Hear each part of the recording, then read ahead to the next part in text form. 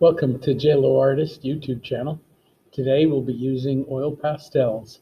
Get out your oil pastels and some white charcoal and come and draw with us.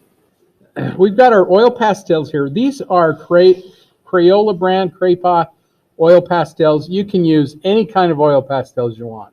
Your white charcoal, this is what we're going to do a lot of our sketching with, because number one, we could get rid of it if we want to. We can just erase it or smudge it out. But when you start doing your oil pastels, it will actually mix with your charcoal better than any other thing that you've got.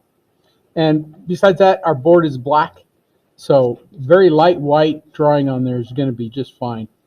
To begin with, we want to do our composition. Composition is the thing that is most important. So I'm going to just set those off to the side. And I'm just going to take my white charcoal here and just start doing some composition. You're figuring out where everything goes. Remember, we want to leave a little bit more space on the top, probably a couple of inches at least, I'd say, down in here. So maybe his head's going to be about this big. And you can just very lightly start drawing with the side of your charcoal. Remember, all this stuff here, even if you could probably just rub it off and get rid of some of it. So this is going to be less intrusive of a drawing medium. So that's his head, and then his body is going to come down. We want his rear end to come off and maybe even either touch or just barely come off the edge right there. And then his tail is going to come around here. That's what this thing is down here. That's his haunches and his tail back in there. So if you look at that circle and you come straight down off the circle, that's about where his chest goes. So it kind of comes down in here, and then his leg kind of comes off of there.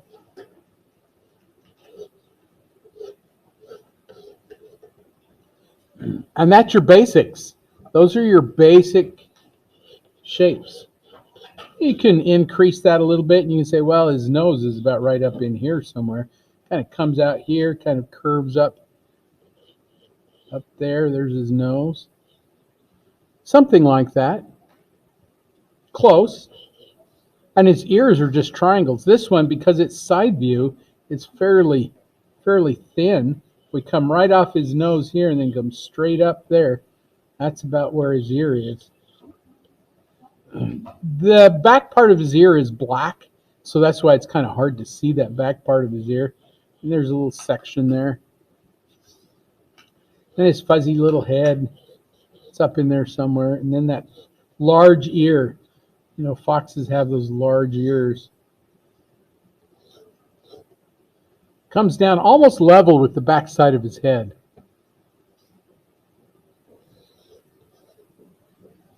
And all the time you're drawing, you're kind of thinking of all those little things that are going on. This part of his head, it's not extremely round. This is a little flatter there. So you can take that, you can maybe get rid of that. You can either rub it or you can take your kneaded eraser. You can use your charcoal pencil very similarly to when we were doing the warm cool thing. We did the light and drawing just with the light. So if you wanted to, you can actually do a little bit of drawing with your white charcoal and just picking up all those spaces of light.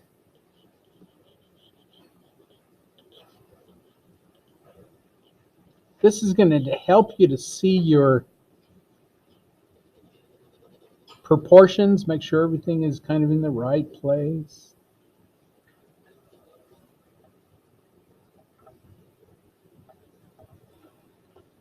And you don't want to put a lot of chalk in there, a lot of charcoal in there, but just enough that you can say, well, this is what I want. This is my drawing.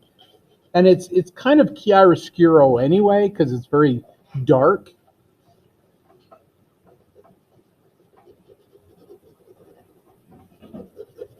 And notice how I'm not worried about edges. Those will take care of themselves. Everything there will just kind of take care of itself. Things like eyes, if you wanted to, you could maybe block them in just a little bit. But I wouldn't worry about it too much.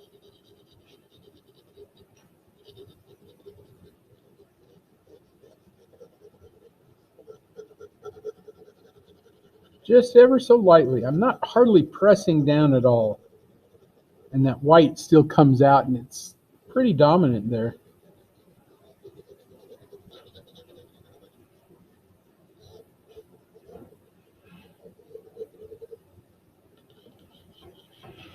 And you just want enough that it kind of guides you to where you need all your colors and things. As you look at your scrap, look at all the color that's in there. And again, we want to think impressionistic. You know, what's the impression of the color that you see there? And go ahead and use that color. I'm going to now start with my white oil pastel here. And I'm just going to start putting that in to the lightest areas. And you don't have to press very hard at all. Look how bright that is already. That's the cool thing about pastels, is they're very, very opaque, very bright. There's a little shine on his nose. There's a little light that goes just past his nose there to his chin. Just a little bit. That's probably too much. The cool thing about this is I can cover it up. So I can layer in colors on top, or whatever you layer in on top becomes the dominant. And there's quite a bit of layering you can do with oil pastels.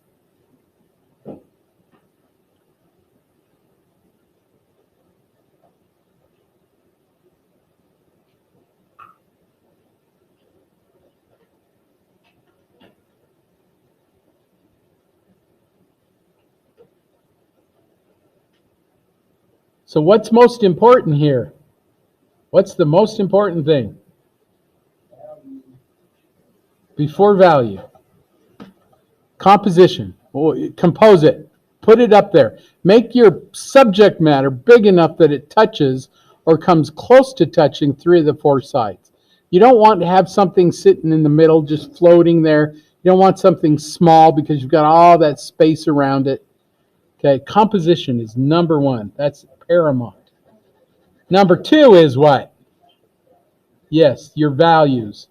And here with this chiaroscuro, it's already very dark, so we're going to get those dark contrasting values already. And don't be afraid to skip areas. Don't be afraid to leave things out. If you're thinking to yourself, oh, I can hardly see that, that's okay. Leave it out. When in doubt, leave it out.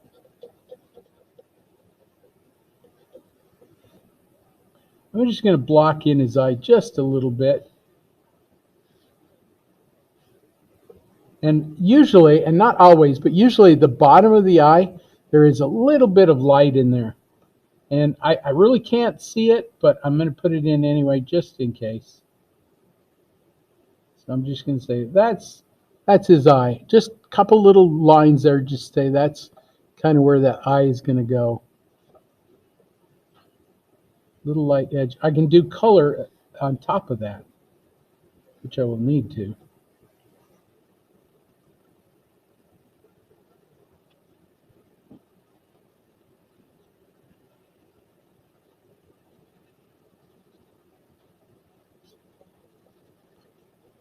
And you're not pressing hard, just ever so lightly. You'll have that opportunity to press harder later, but right now, not a big deal.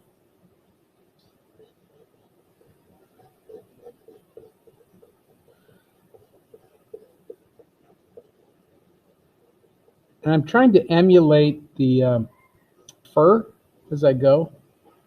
So I'm just kind of going, okay, I can kind of see where the fur kind of strokes through there.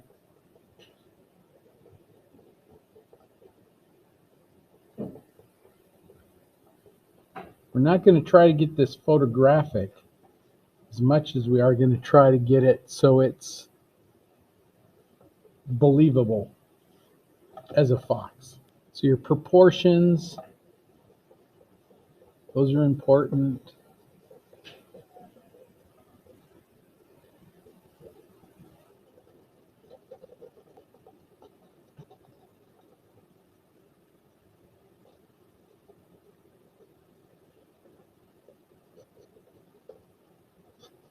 I always get asked the question, what's your favorite medium? What do you like? And I don't know if I can answer that because they're all kind of the same to me. Painting, drawing, it's all kind of the same. Because you're using the same concepts, you know, composition, color, form. But oil pastels are kind of a mix between painting and drawing. I mean, you're drawing, but it's kind of like painting.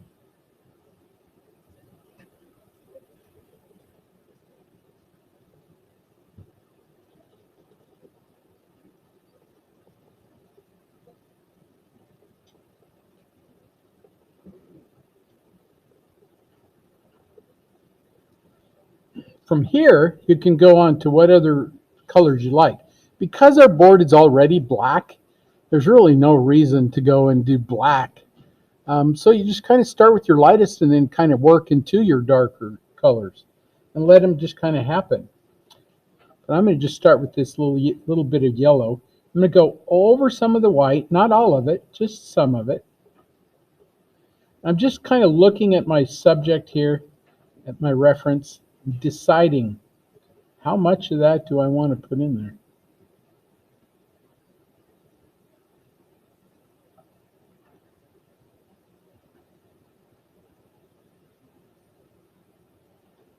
And where do you want to put it in? You put it in wherever you feel like you need to. I think sometimes we don't trust ourselves enough. So we talk ourselves out of the right thing. I think sometimes it's a matter of feeling. How do you feel? How do you want it there? What do you feel like? And then trust those feelings that they're right. Don't need that yellow everywhere. You just kind of want to put it in wherever you feel like it needs to go.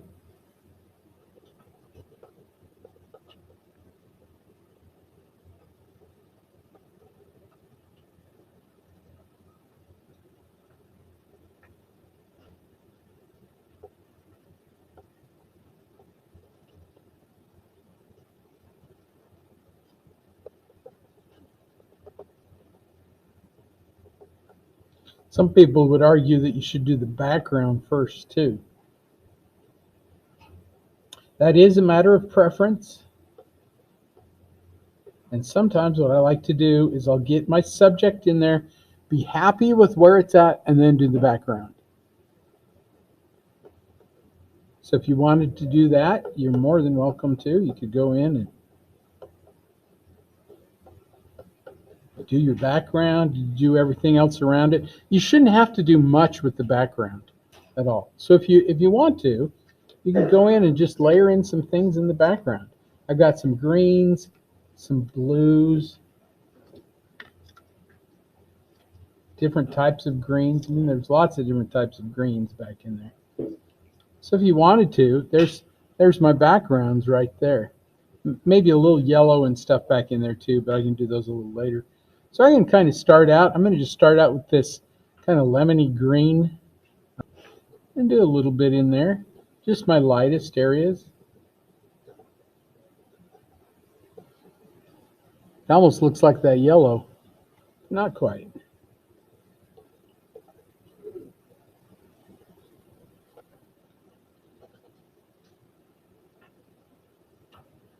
Layer in some of this green back in there.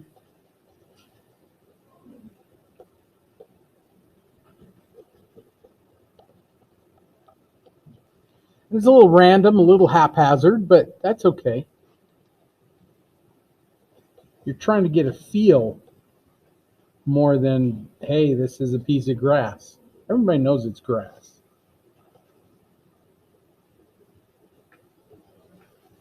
or trees or whatever. But we just can't have that fox floating in the middle of our page.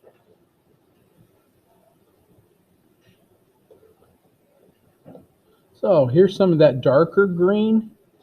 Put that in. Leave some of that yellowy green flowing, or you could go over the top of it with some, depending on what you want to do. You can even add a little bit of blue to that if you want to. I've got some blue right here. I could just put a little bit of that in there.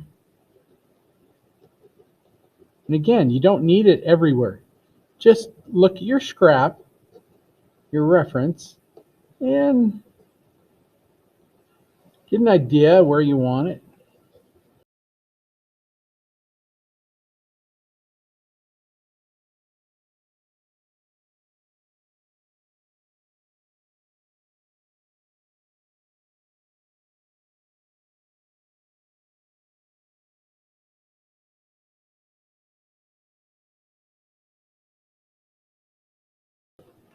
The last thing we do anyway is we go back in with our white or our yellow. We hit those highlights anyway. Here's some more green, different kind of green.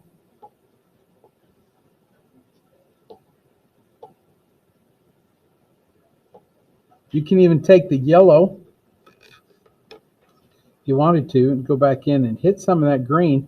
Notice that it picks up whatever color is around it and kind of mixes with it.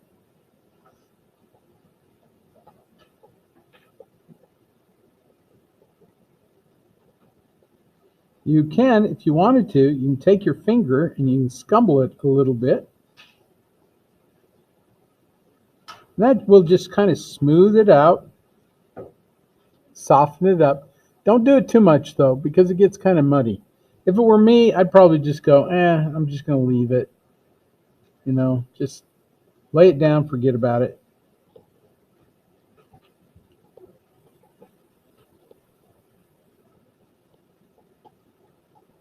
Because they're going to mix together anyway as you go over them.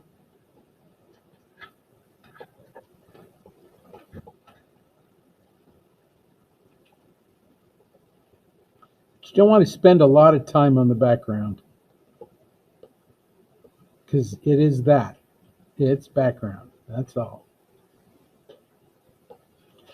This just tells everybody, hey, he's out in the forest or in the, he's not in a pen somewhere.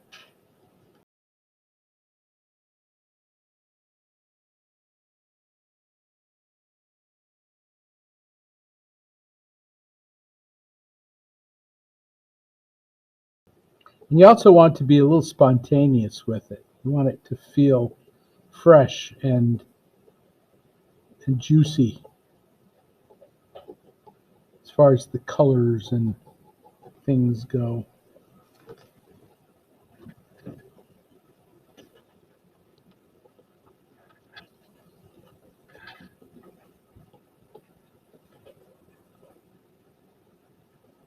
One thing that makes this fox pop is the complementary colors, that contrasting colors between like the red and the green background, the red of the fox. Anytime you use complementary colors, it's always got a lot of energy. It's very powerful. Now what? Ooh, maybe, I really want to get into these reds.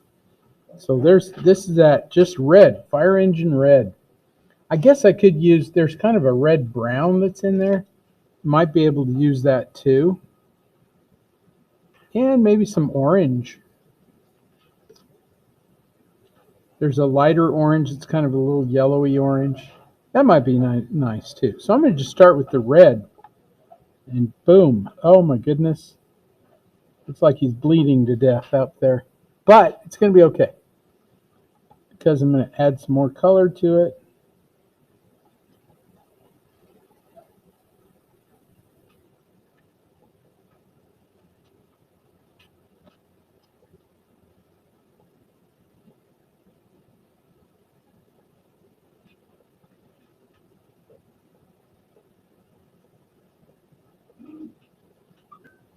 You don't need too much. Just a few little strokes here and there is probably enough. It's some of that.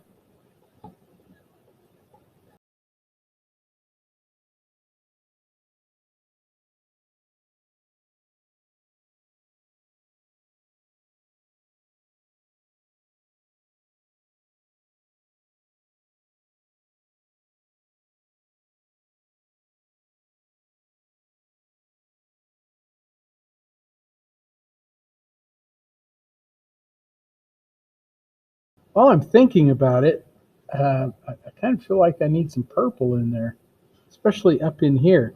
You can go on the blue side or you can go on the purple side. I'm going to start with the purple, and then I'm going to maybe layer some blue over that. Just a little bit of it.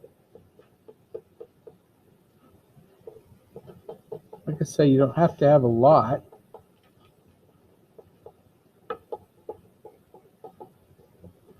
Usually, anytime you have a light area, in the shadows, it's going to be very cool, like blues and purples.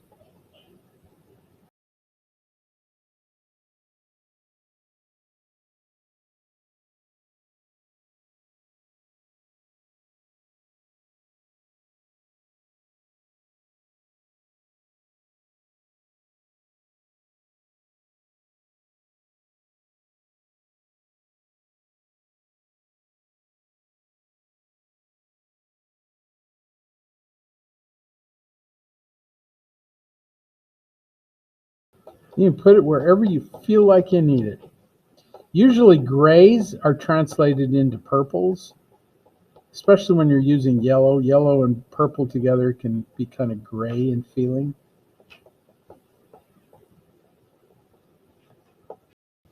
Here's some light blue. Now the light blue with the purple is going to be beautiful. Now light blue makes a lovely shadowy area.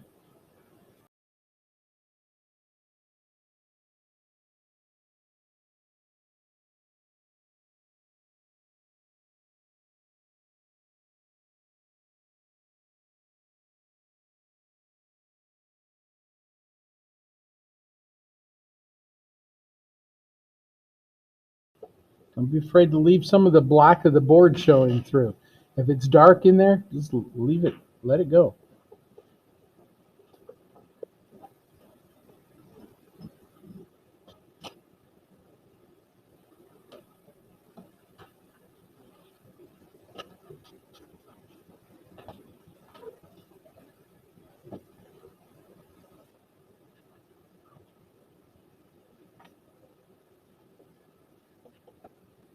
Hopefully you can see our animals starting to come together. It is a process though. It's not something that happens immediately.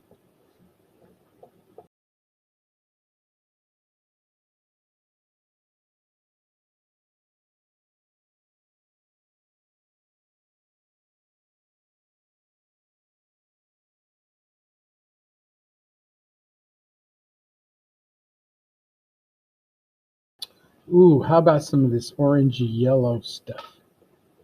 Well, I like that.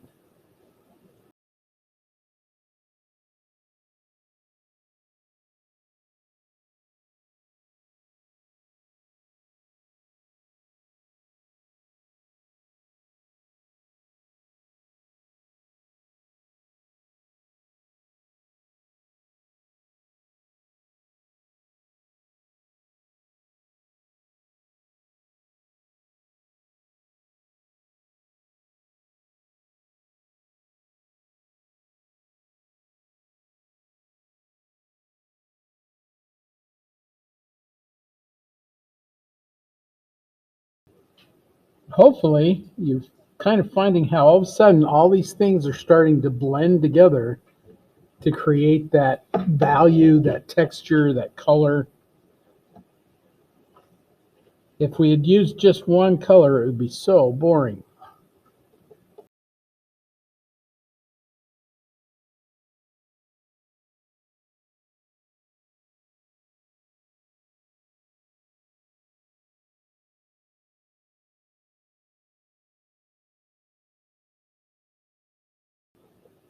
You also have to get kind of a feel for it. When you first start out, you're like, I'm not sure that's going to work.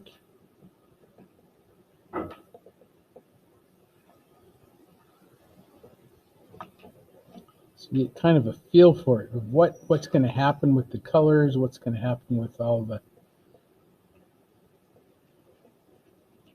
layering and the blending. Once you establish that, you start getting that confidence that it's going to look okay. It's going to be okay.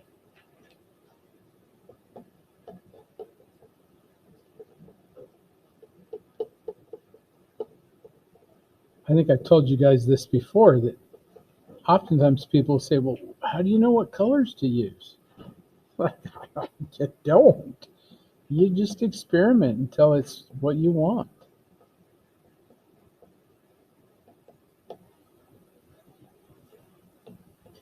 It's like, how do you know anything? Just try it out.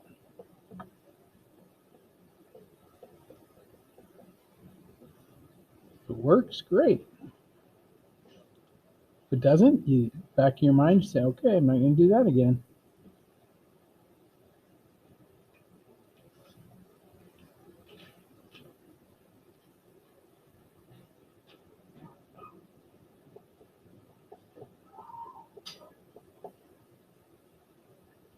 Now, what's happened to all that white that we first threw in there? It's pretty well gone. And that's okay.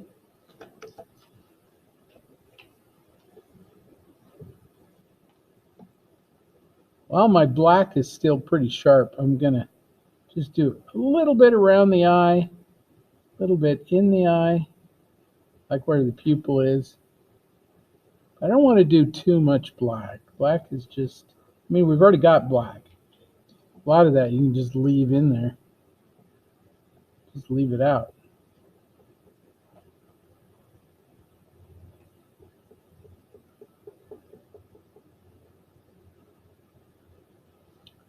Sometimes you need just a little bit.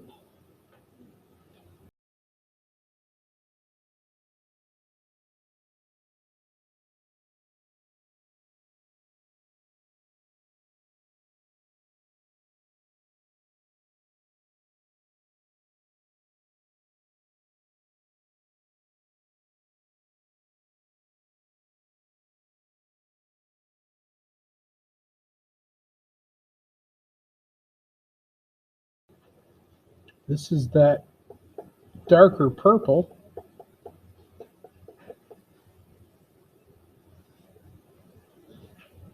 There are places that you think, oh, I should put that in.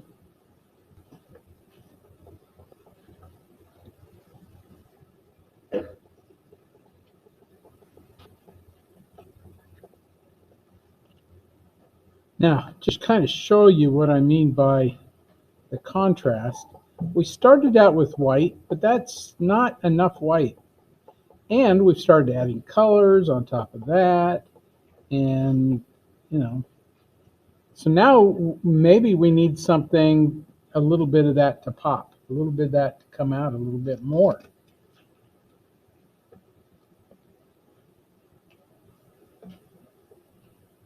So what I'm going to do is I'm going to go back and hit some of those light areas with the white again.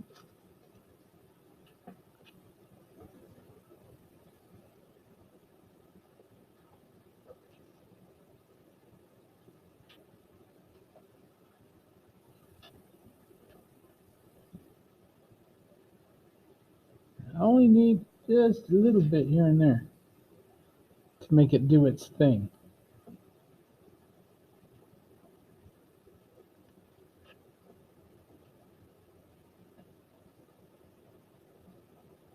White's going to pick up whatever is there and just make it brighter. Again, you may not want it over everything, just here and there.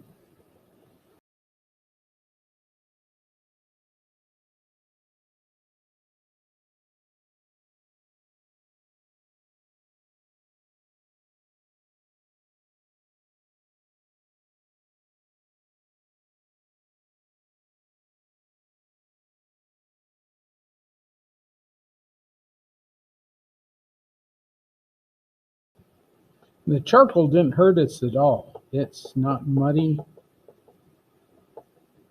You don't even know it's there.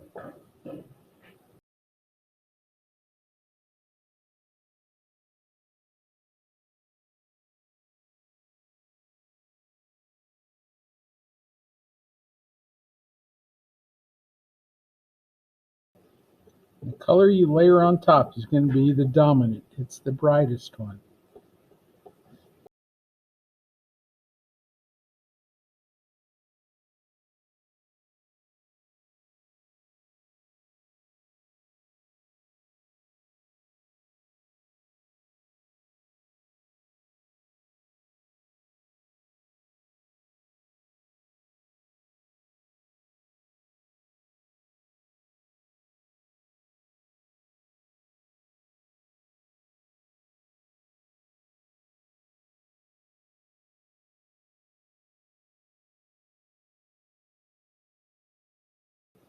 This is that dark blue. If you look at it and you think, oh, those shadows are pretty dark, but they're not black, use a bit of that dark blue, indigo blue, just like we did with our Prismacolor drawings.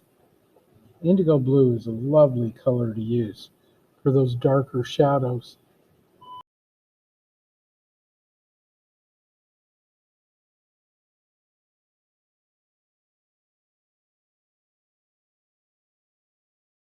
And I do this quite often. I'll do the head first and get the head looking good, and then everything else kind of falls into place.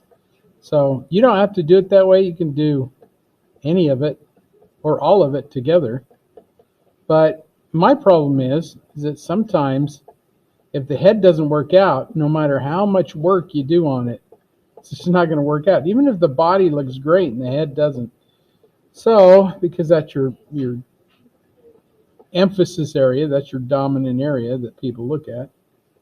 And so I sometimes will abandon it just because I know it's just, the head's not working. So I always spend a little extra time on the head. Make sure that it's okay.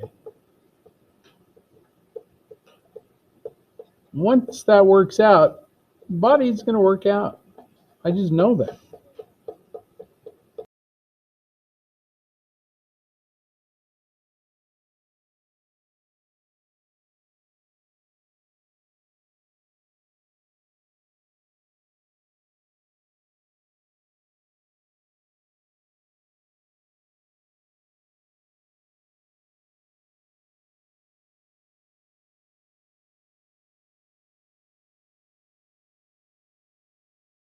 At this point, it's like whatever you feel. Like you just look at it and you go, oh, I need a little of that color in there, a little of this in there. You just keep going.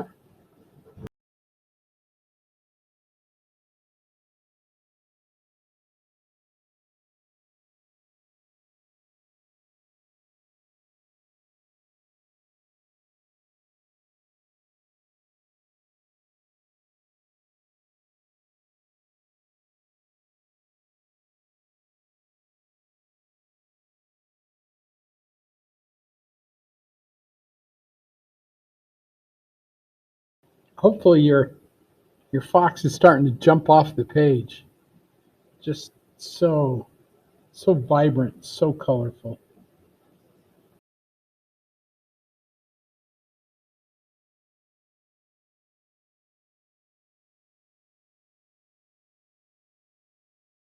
Like I say, once you've done the face, if the face is looking good, you can almost just scribble through the body, scribble through everything, and he's still going to be okay. He's still going to look good because people are concentrating on that face. So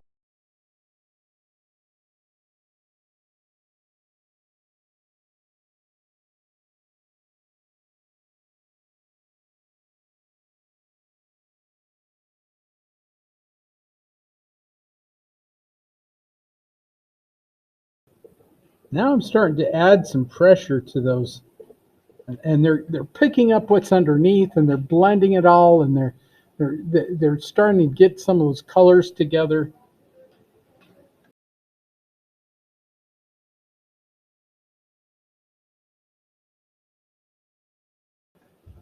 little highlight in his eye right there.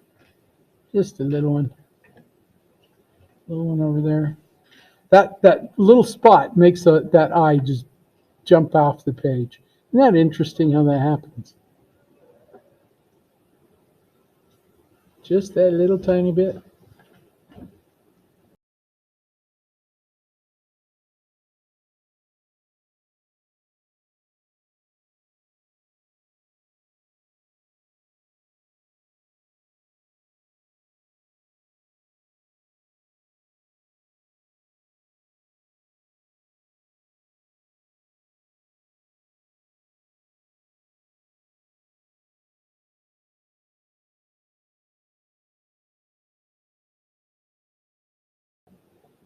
I don't want to alarm you too much.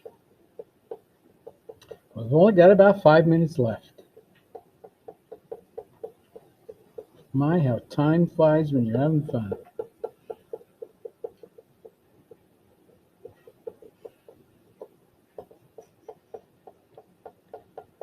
So, scribble in that body. Get as much done there as you can. You're down to crunch time.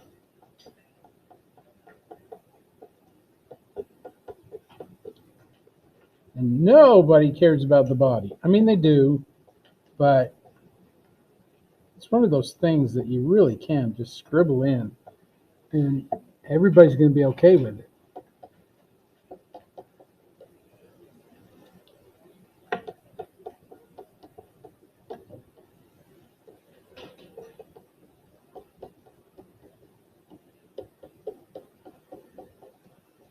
And hopefully those colors are vibrant and bright. And look what happened to the background. Remember how the background was so sketchy and you're like, oh, I hate the background. Well, now that the fox is done, he moves forward and the black background goes back and it's done. Nobody cares about it. I mean, just shapes of green in the background.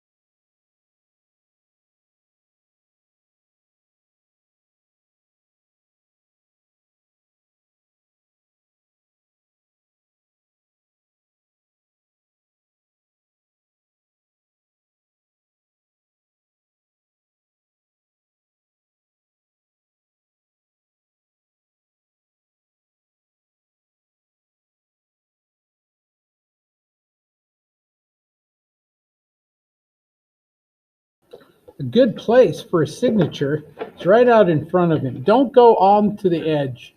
Some of you sign your things on the edge. Come up a little bit, about right in there somewhere. And a good signature. I'm going to use green.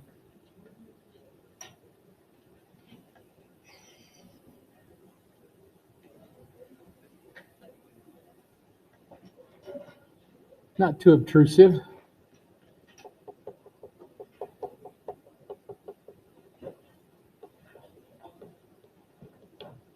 Huh. That green might be good in his fur too. Just a little bit. Here's some grass growing down in there.